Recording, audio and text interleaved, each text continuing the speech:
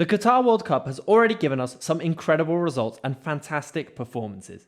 From Saudi Arabia's passionate win against Argentina to Spain's thrashing of Costa Rica, we're already starting to see how far some teams might go. But one result that shook the whole world was Japan's 2-1 win over Germany. A result that could mean a very early exit for the 2014 World Champions. The way in which Japan were able to overcome Germany can tell us a lot about tactics, and how patience and a clear game plan mean no nation is safe this World Cup. Welcome back to Football Meta. If you enjoy this content, then please leave a like and subscribe for World Cup coverage. We'll be live streaming the biggest fixtures throughout the tournament to keep your tactical knowledge up to date. Japan endured a first half onslaught from the Germans, finding themselves 1-0 down at the break. However, they always looked extremely dangerous from counterattacks, and 2 late substitutions gave them the energy boost that was needed to see the game home. So with only 26% possession and less than half the amount of shots compared to Germany, what exactly was so special about Japan's tactics? Let's take a look. Both teams lined up in a 4-2-3-1, with very different approaches both on and off the ball. Let's start with Germany. During build-up, Germany would have both the holding midfielders in Gundogan and Kimmich shifting from side to side and adding support, at times dropping slightly wider and allowing the fullback, mostly Raum, to push up, forming a constantly shifting front four. The false 9 Havertz would often drop between the lines, freeing up central space for Gnabry and Musiala to move into a more central position, and Müller operating in the right inside channel to give support to Gnabry. Germany would look to move the ball forward through the centre into either Musiala or Havertz, who could lay it off into Müller. To counter this first attempt at build-up, Japan didn't press Germany too high, and would constantly lure them into a trap and aggressively hit them on the counter-attack. Their defensive shape would resemble a 4-4-2, trying to cover passes into Gundogan and Kimmich, but allowing a pass forward into the attacking set of players. Japan were happy to be in a 3v2 disadvantage in the first phase, as it allowed them to have more presence in midfield, and meant they were extremely close to any German player in the centre. Once this central pass was made, Japan would aggressively close down the player receiving the pass, and if winning the ball back, could instantly play the ball forward into the 2 attackers.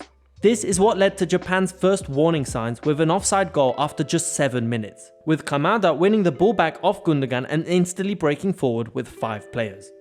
When breaking forward, the main area of attack was Germany's left channel, given that the left back Raum was constantly high up the pitch.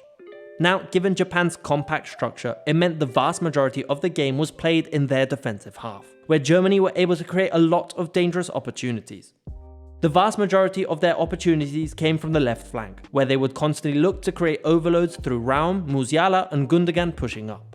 The main point of weakness for Japan was when Germany would quickly rotate from the right flank to the left.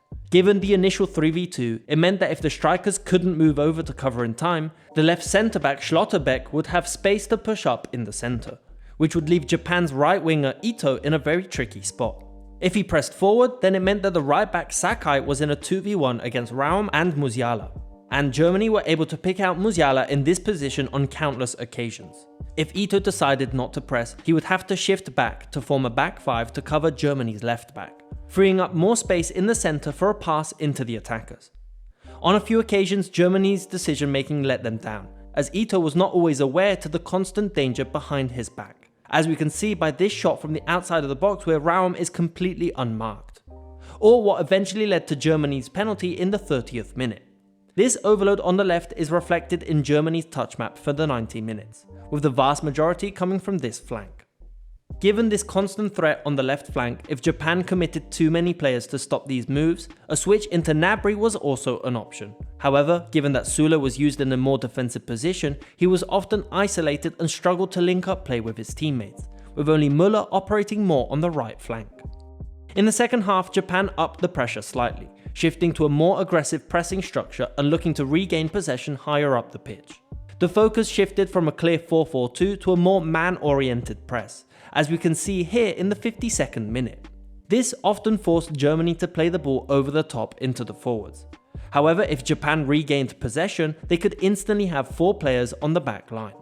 This meant Japan saw slightly more of the ball in the second half, with their build-up structure being similar to Germany's initial 3-2, but were a lot more direct going forward, not wasting time to play a long ball over the midfield into the wingers or into the forward. The main difference between Germany and Japan was the position of the fullbacks, While Germany had Raum on the backline, Japan would keep either Sakai or Nagatomo in a deeper position, forcing Germany's fullbacks to travel a longer distance, creating space in behind for Japan to exploit. With Japan looking to build up more frequently, it meant they could lure Germany forward, creating more space between defense and midfield, before finding a player in this position and consistently creating very dangerous counterattack opportunities. The introduction of pace in Doan and Asano were the hidden key, with Japan finding the breakthrough in the 75th minute with an excellently worked goal. And a long free kick in the 83rd minute caught Germany off guard, with an excellent take from Asano. Germany had the chances to put the game to bed, with Musiala, Gundogan and Gnabry all having excellent opportunities. However, it wasn't meant to be, and Japan taught us all a very valuable lesson. When it comes to the biggest event in world football, no individual will make the difference, and only when working as a team can you achieve great things. Japan stuck to their game plan for the whole 90 minutes, aggressively putting pressure on Germany's midfielders, regaining possession and counter-attacking as swiftly as possible with quick vertical football. While Germany at times looked disjointed, with a number of excellent opportunities wasted with individual players wanting the winning goal. Nonetheless, the World Cup moves swiftly on, and there's no time to dwindle on missed opportunities, and Germany face an uphill battle if they want to make it out of Group E. And now, let me know what you think. What did you make of Japan's performance, and how far do you think they'll make it in the World Cup? Let me know in the comments down below. So, you may be wondering why Japan's structure was so difficult to break down. Why not check out this video on the 4-4-2 to learn all the tactics about one of the most reliable formations in football history. Thanks for watching.